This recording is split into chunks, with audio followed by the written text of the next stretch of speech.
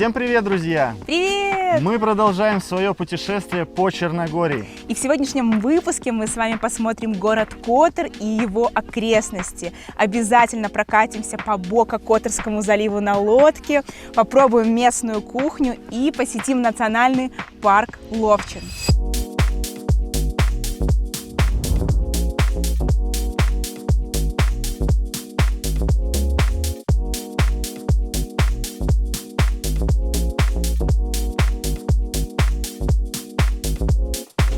Мы сейчас должны были вам показывать национальный парк Ловчин, ну точнее мы вам чуть-чуть показали его, но внутрь мы не смогли заехать, потому что сегодня, оказывается, в Черногории День независимости.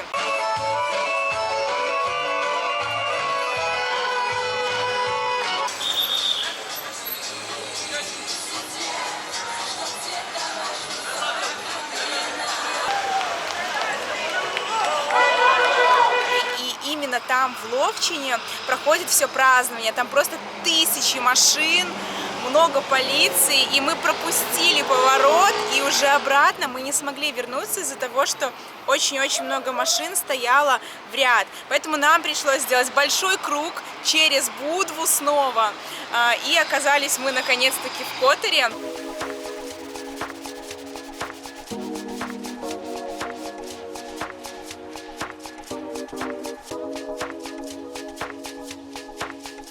Сейчас мы хотим прогуляться на лодке по заливу. Здесь повсюду много-много компаний, которые предлагают свои услуги. Сейчас мы посмотрим, какие цены. Но я помню с прошлого года, когда мы были здесь в октябре, там, по-моему, цены начинались от 15 евро. Мы пока принимаем решение, ехать ли нам на лодке по заливу, потому что, к сожалению, сейчас групповых туров особо нет, потому что сейчас, как бы только начало сезона, можно взять индивидуальную лодку. И вот нам предложили за 50 евро на нас двоих лодка на час, либо 60 евро с остановками. Мы пока что думаем, но я вам хочу немножко рассказать про сам город Котор. Мы здесь уже были, поэтому в сам старый город мы сегодня не пойдем, но вам я рекомендую туда обязательно зайти, пройтись по этим атмосферным улочкам. Если у вас есть время, то вы можете подняться на крепость. И, кстати, это крепостная стена, которая позади меня, она, представляете, вторая по величине в мире после Великой Китайской стены. Я, если честно, даже не знала об этом, вот сегодня только прочитала. И вообще город Котор, он один из самых древних городов в Черногории, он очень хорошо сохранился.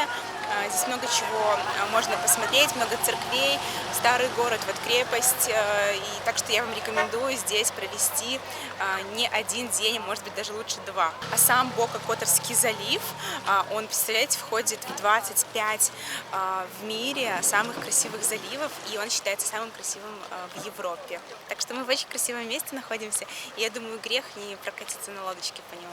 Ну и остановили мы свой выбор на спидбот-тур. Получается, мы с Котора доезжаем до острова, на котором находится собор или монастырь. Там разберемся. И потом вторая остановка в Пирасте. 2 остановки по 20 минут и цена 50 евро. Да, приватный тур. Приватный тур, но зато мы будем только вдвоем. Наша лодочка будет небольшая. Стоит солнечная погода, легкий ветерок, не холодно, не жарко. Можно расслабиться и насладиться прекрасными видами.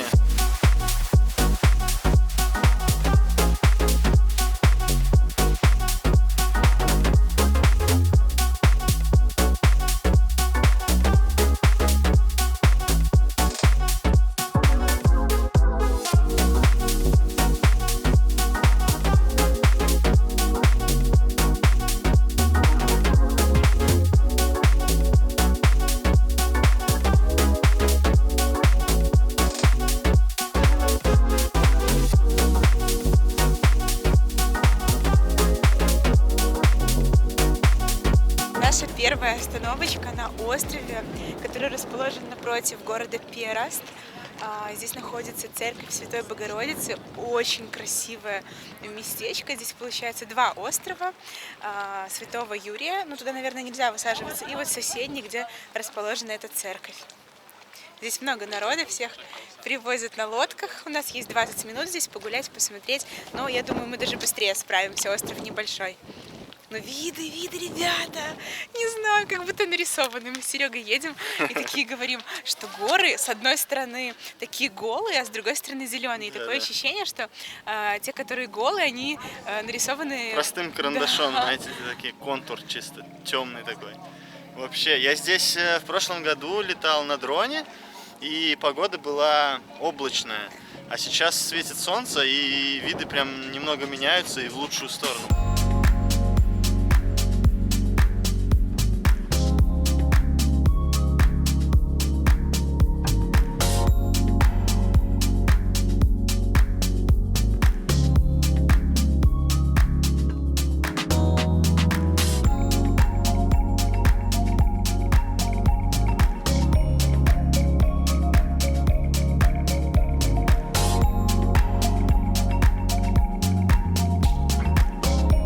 Наша вторая остановка — это город Перест.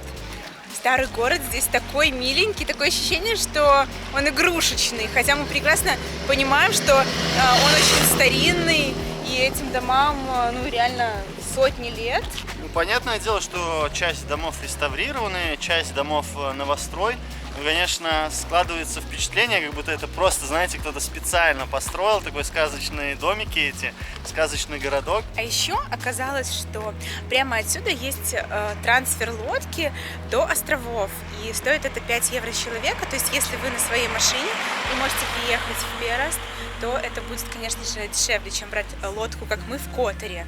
Мы отдали, получается, 50 евро за двоих, а если бы мы приехали на машине сюда и взяли здесь трансфер, то мы отдали бы 20 евро. Но мы этого не знали, зато теперь об этом знаете вы. Пользуйтесь.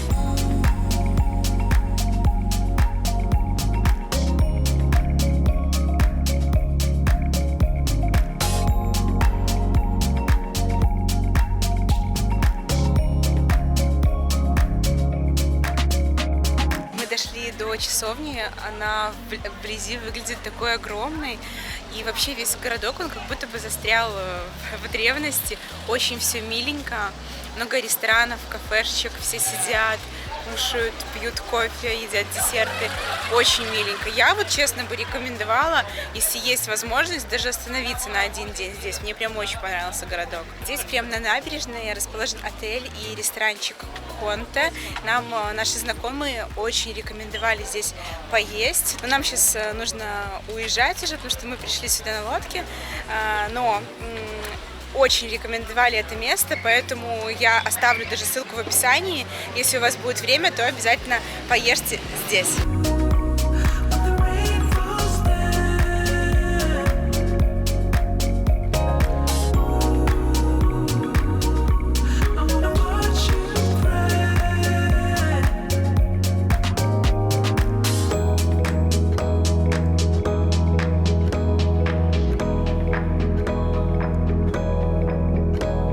Нам посоветовали один очень хороший мясной ресторанчик здесь в Которе. И сейчас мы пойдем пробовать еду там. Друзья, ресторанчик называется Steak Barbecue House. И здесь у нас есть сразу же на улице меню.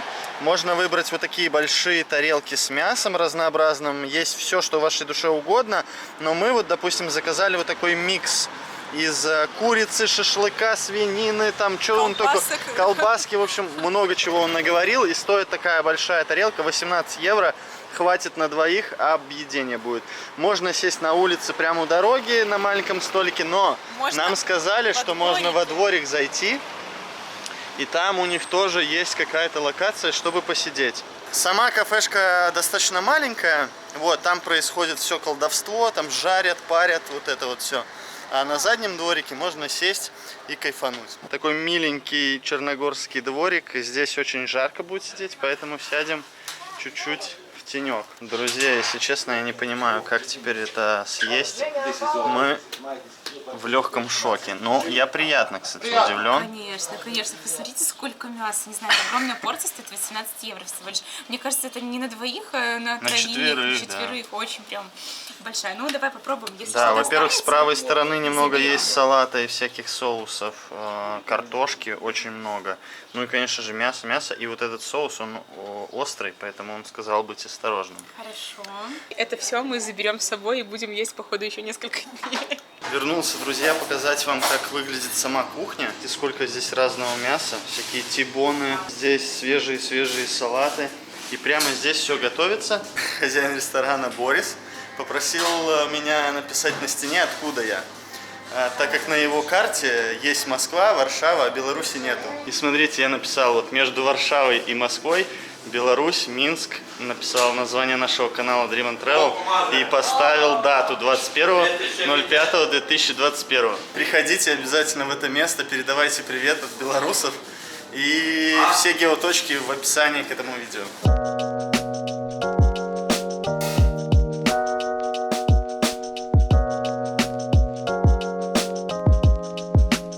Заселились мы, значит, в наши апартаменты.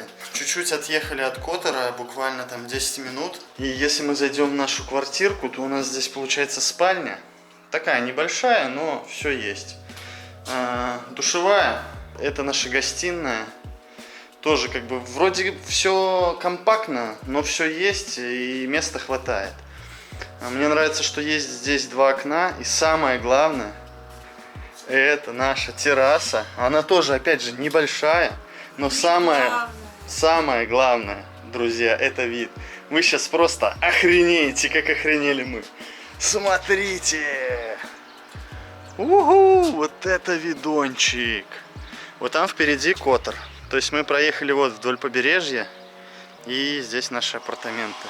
Меня на самом деле давно ничего не впечатляло. То есть просто вид на море, например, некоторых впечатляет, но дело в том, что мы просто постоянно путешествуем, и как бы глаз в любом случае замыливается. И вот сейчас я на самом деле впечатлена, и это вызывает у меня невероятные эмоции. Жить с таким видом нужно не один день, как мы, а хотя бы 3, чтобы можно привыкнуть. продлить чуть-чуть. Ну да, у нас есть запасные дни, я думаю, что мы можем продлить, потому что, ну, просто посмотри на это. Да. Это космос. Очень близко горы. Прям вот рукой можно дотянуться. Вылезла еще луна. Ну и, конечно, бухта просто сумасшедшая какая-то. Это просто класс.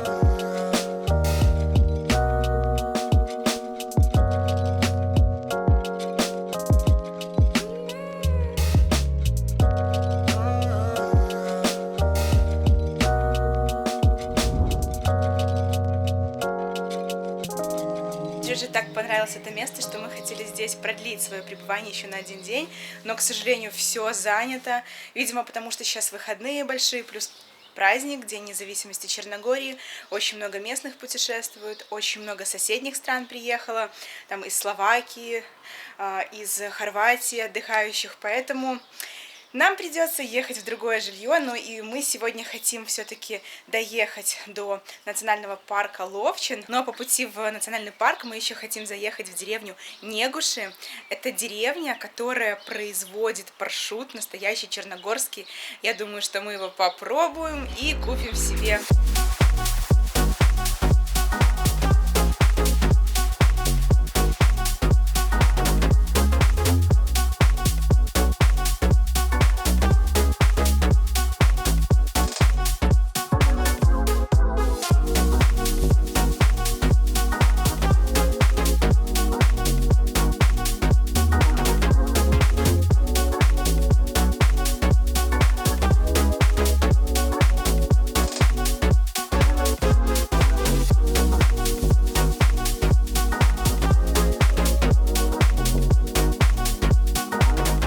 Ну что, друзья, мы, в общем-то, добрались до самой деревни, и приехали мы в самый конец деревни. Я нашла точку в интернете. Говорят, что именно здесь вот прям самый лучший паршут производят. Нужно понимать, что это просто семья, которая делает паршут. Это не какое-то большое производство, это маленький такой семейный бизнес, несколько братьев, и вот у них есть отец, дедушка такой, он тут самый первопроходец, у него самый лучший паршут, и также они здесь варят самогон, или как все местные называют, раки, да. Но я хочу сказать, что здесь по всей деревне продается паршут только в семьях, ну то есть только в домах. Это именно такая особенность. Это не только не завода просто. Тут нет. Да. Ну что, пойдем внутрь? Пойдем смотреть. О, друзья, значит, смотрите, я вам просто покажу. Здесь именно хранится паршут, но позже мы пойдем и посмотрим именно, как это все производится. Так, смотрите, здесь можно еще винчик купить тоже, медовуху, на русском даже написано. Сейчас мы заходим именно в саму коптильню, где проходит все чудо. О, здесь так пахнет вкусно. Какой запах. Ага. Как производится прошут? Сначала колят свинью, потом у него обрезают вот эти ножки его, солят, значит, 15 дней, потом кладут эти ноги под пресс, тоже на какое-то время, потом приносят сюда в коптильню, 4 месяца здесь поддерживается постоянно огонь, и этот дым идет наверх, мясо подвешивается под самую крышу, и используют древесину под названием бук, потому что в нем нету каких-то вот канцерогенов, короче, дым более чистый получается. Хотя и так коптильня не такое уж и безопасное как бы мероприятие, но, по крайней мере, бук дает какой-то свой аромат и не такой опасный. И потом уже вот эти вот все лытки собирают и кладут в погреб. Итак, друзья, ну что, пришло время к самому интересному, это дегустация. Нам принесли небольшой такой набор, я не знаю, набор туриста, что нужно попробовать обязательно. Здесь, в общем, у нас 2-летний прошут и 1-летний прошут. 2-летний он более темный такой, сразу его можно отличить. 1-летний, соответственно, чуть светлее. Также у нас есть козий сыр и домашние колбаски. Ну и, конечно, нам принесли попробовать, во-первых, домашнее вино, а во-вторых, самое главное, это раки. Но так как я за рулем, я не могу выпить всю рюмку, поэтому я просто пригублю, продегустирую немного этот замечательный традиционный напиток. Утром выпивать, это про нас. Да. Ого! Сколько градусов? Не, ну тут градусов 50, наверное, может. Вот это мясо. Конечно, мы были в Испании, пробовали хамон, да, вот это вот все.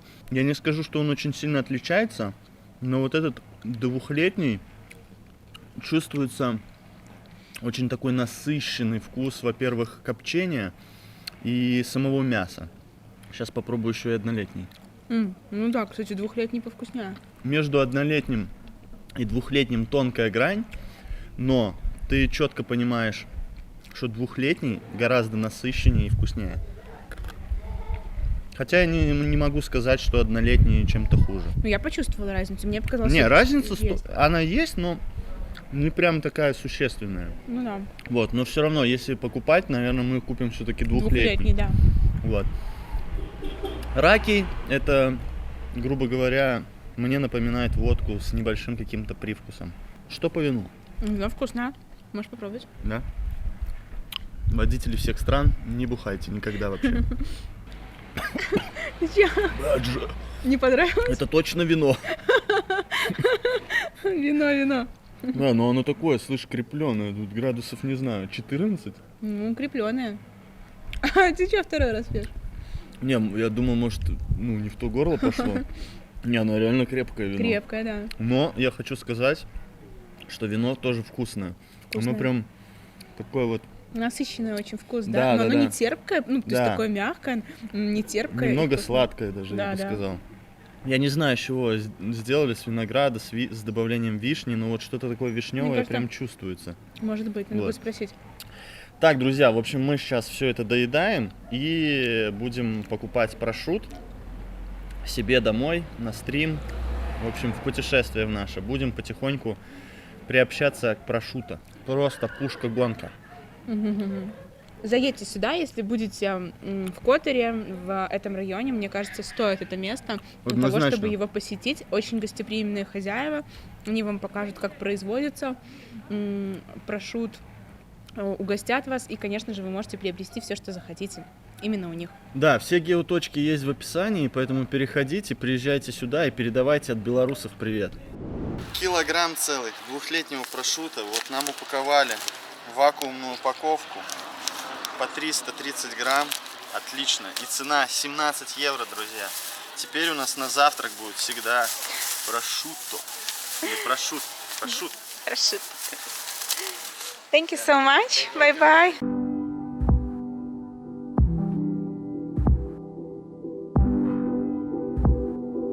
Ну что, мы в Ловчине, позади меня расположен мавзолей Негуша, мы сейчас туда отправляемся, но хочу вам сразу сказать о том, что на входе, на въезде с нас взяли по 2 евро, типа как за парковку, Вот. И еще сам мавзолей, он тоже стоит денег, наверное, 3 евро. Ну, об этом мы сейчас узнаем.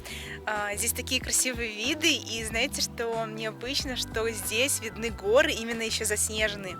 Хотя сейчас уже конец мая, и вроде как все должно растаять, но, наверное, в Черногории даже летом остаются горы, которые заснежены. Я, если честно, не знаю. Но смотрится все это очень красиво. Обязательно берите с собой теплую одежду, потому что здесь очень даже прохладно, наверное, ну, градусов 10, я думаю, вот примерно сейчас.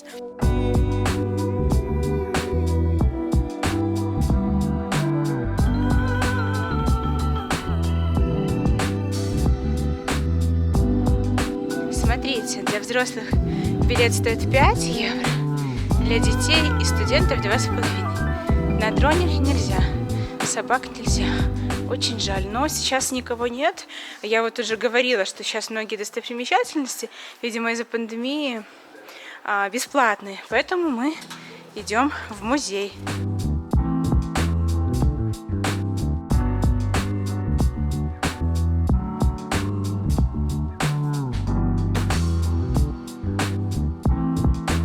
Ну все, мы наверху.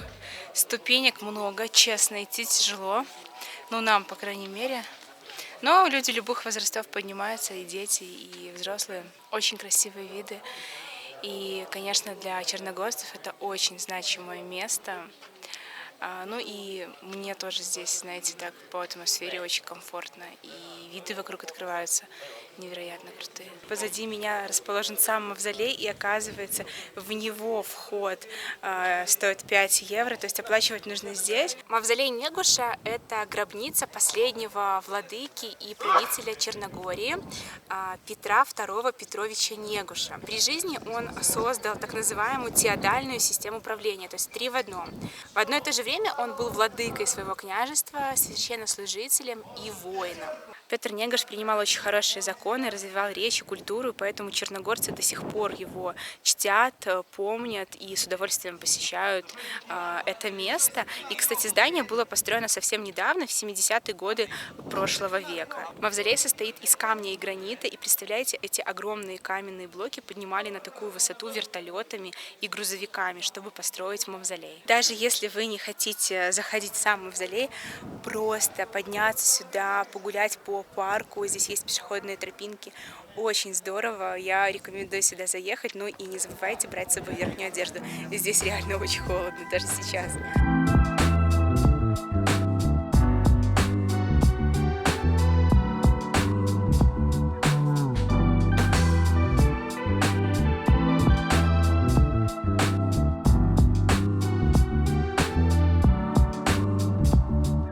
Ну и сразу после прогулки мы проголодались и отправились к нашему хорошему знакомому Милошу. Это шутка. Наш день подходит к концу. Мы будем ужинать рыбой, любоваться прекрасным видом. Но вас попрошу поставить лайк, подписаться на канал, потому что впереди Все самое интересное. да, еще столько много классных видео. Поэтому, друзья, кайфуем. Всем пока.